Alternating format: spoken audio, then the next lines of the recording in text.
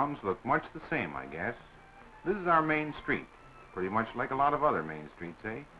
Well, we like to think our town's got a dignity all its own. My grandfather came here first in the horse and buggy days, and I know this section pretty well. But the years have done a lot of things that made me kind of sad, like seeing farm buildings run down and broken machines just lying around with the grass growing through them. But repairs cost money, and interest on loans was high for a farmer. So when something went wrong, we just got along as best we could. One night I was going over things, accounts and the like, trying to figure out just how I could fit my own production to what the government wants. I don't see how we can buy any hogs this year, Rika. I know we've got no ready cash. If we could only borrow the money, we could pay it back in 3 months. Not much chance of a loan. Well, I think I'll call it a day.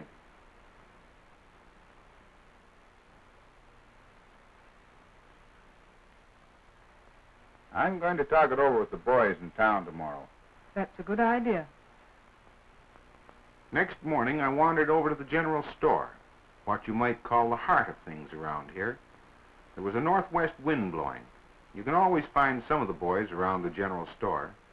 I felt they'd be worrying about the same problem as mine. You get it completely overhauled. Well, I can't afford it. Hello, Bill. As I was saying... Sure enough, they were all there, and the talk seemed pretty lively. More livestock. Yes, but how are we going to get the livestock? I have no ready cash to buy any. Well, some farmer seems to be doing it. Yes, my brother went into livestock production. He made enough money in 4 months to pay off the loan. Where'd he get the loan? From his local credit union. What's a credit union? A.B. McDonald is making a speech on it next week in the city. Say, let's all go. That's a great idea. I think I'll make my Dandy. I'd like to know more about these short-term... So we went to the city and learned a lot.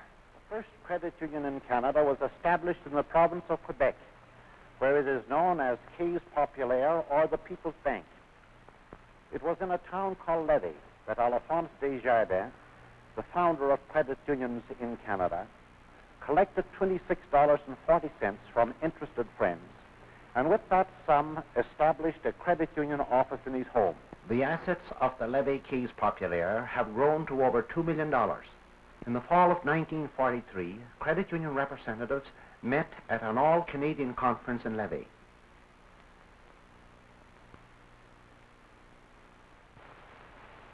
Among the speakers was Roy F. Burgengren, managing director of CUNA.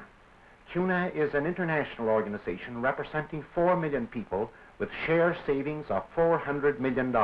Turning to the studies and accounts kept by Desjardins, representatives saw the modest beginnings of a now strong and international movement.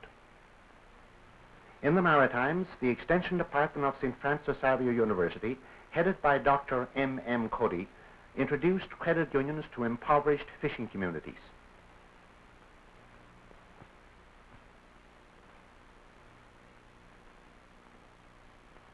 Typical of these villages is Larry's River, Guysborough County, Nova Scotia.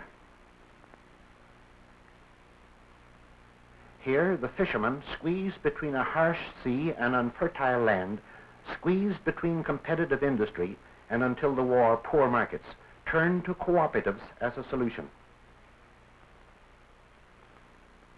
It was not long before a cooperative store was built from the surplus money thriftily saved in the credit union. And now the fishing fleets of the Gaspé, Quebec, bring their catch to the Association of Fishermen, a producers' cooperative.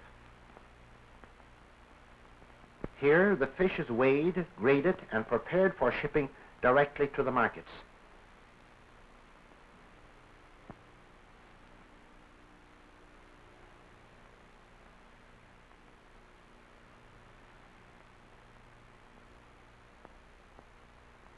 Careful accounts are kept, and the fishermen share the profits.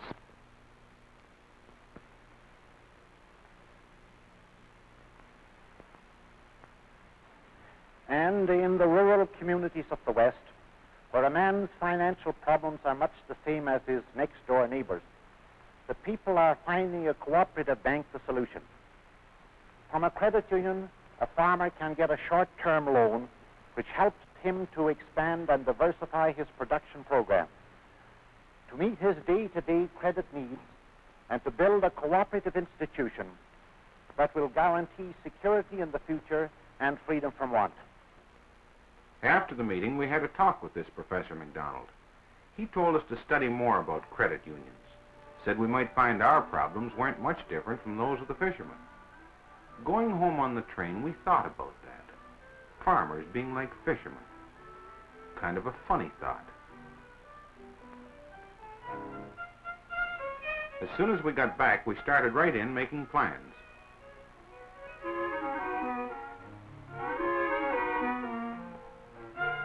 My wife began telling our neighbors about credit unions.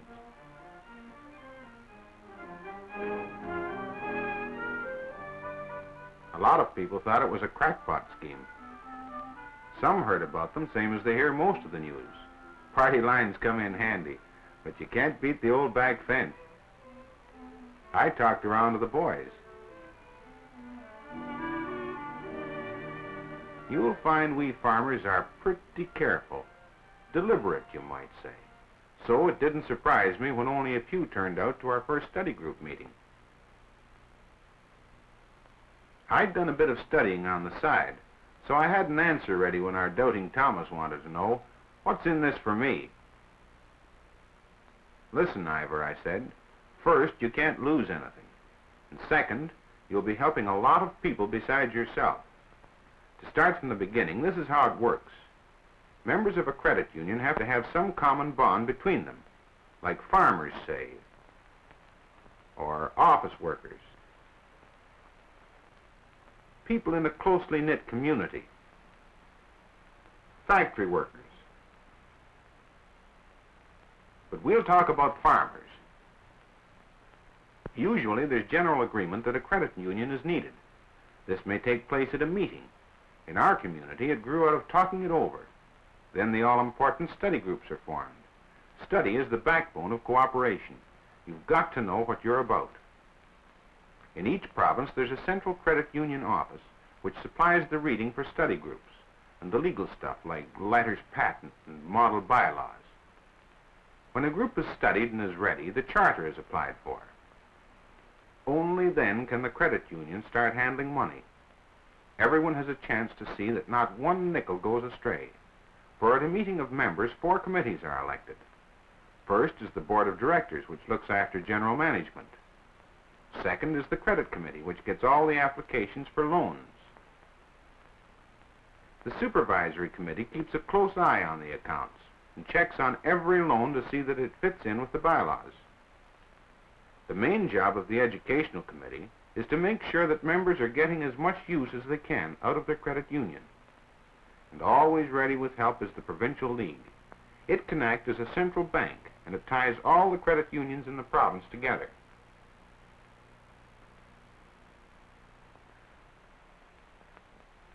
Now we come to the money part. The capital of a credit union is made up of shares and deposits. Shares usually cost $5. The treasurer puts the money safely away in a chartered bank. When a loan is made, checks are written out. Then the loan passes from the credit union to the member who needs the money. While some loans are going out of the bank, repayments and interest on other loans are coming in. The average interest charged on loans is only 1% a month on the unpaid balance. Now, in all this interchange of money, a certain profit on interest and investments is made.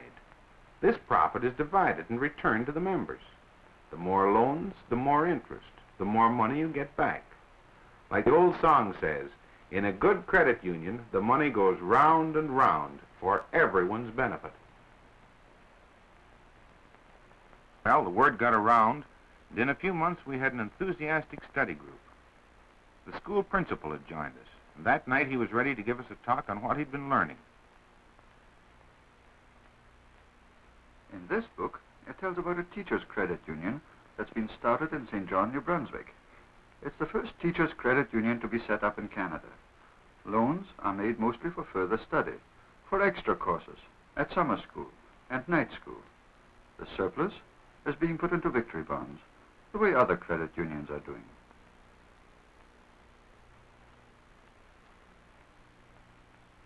This teacher is going to art school at night. The art instructor at her school joined the army. So, she's going to take over his class as well as her own French lessons.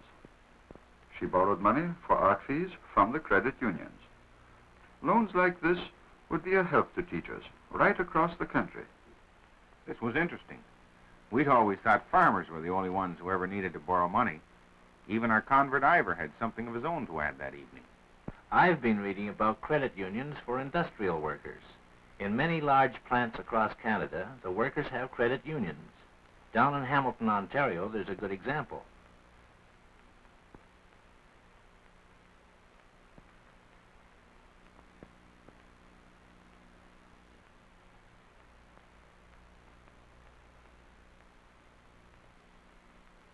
Loans are usually made for domestic purposes, and cases like this one are very common.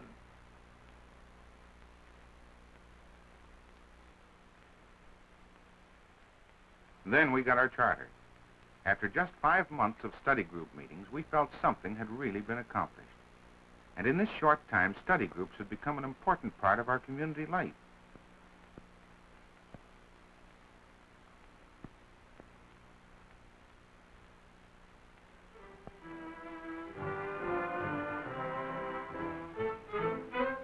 We began looking forward to after-study coffee and donuts, where we get to know each other better and hear some good stories.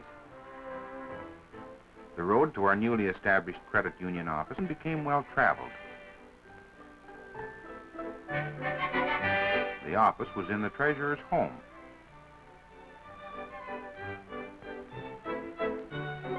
Peter was one of the first to apply for a loan to repair his machinery. Peter's a new Canadian, a thrifty farmer, and a good one.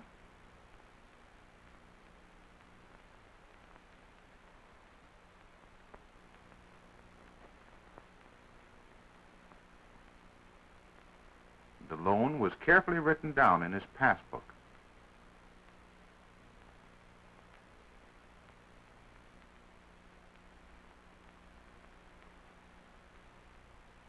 I met Peter at the office, with those hogs still on my mind. And it wasn't long before I got them. Just 3 small ones, but a start. Credit union talk spread through the community swiftly.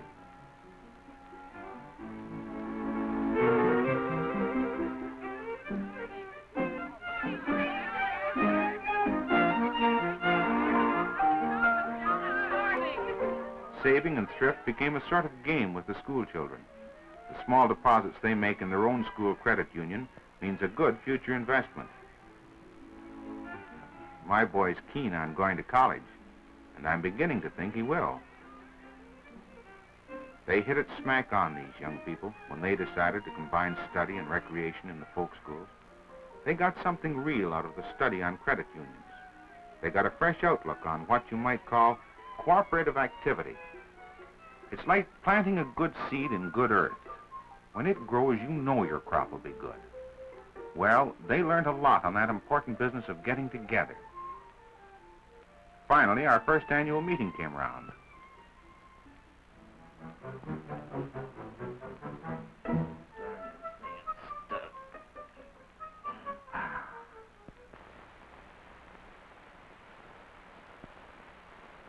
I guess nearly everyone in town was at the hall that night.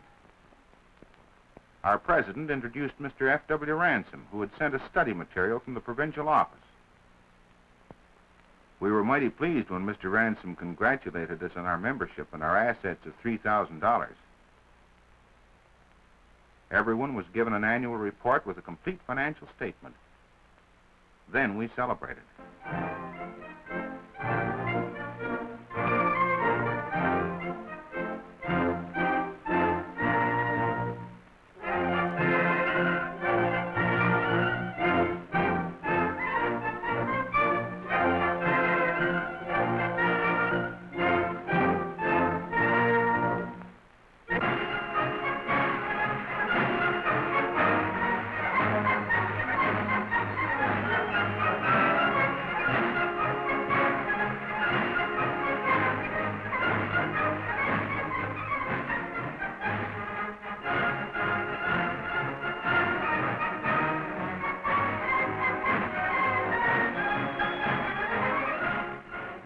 spirit of friendliness seems to have grown up in the community. You can see it at socials, and you can see it in neighborly things, like helping the man on the next farm with his new barn or house. The kind of neighborliness you used to see in pioneer days. Talk about cooperative spirit may sound like just words to some people, but to us it's real and big, bigger than ourselves in our little town. In the cities are the large producers' cooperatives, where we market most of our products. But going still farther, this credit union and cooperative movement has become international. CUNA is offering insurance to members. Right in our town, we're taking advantage of that, too.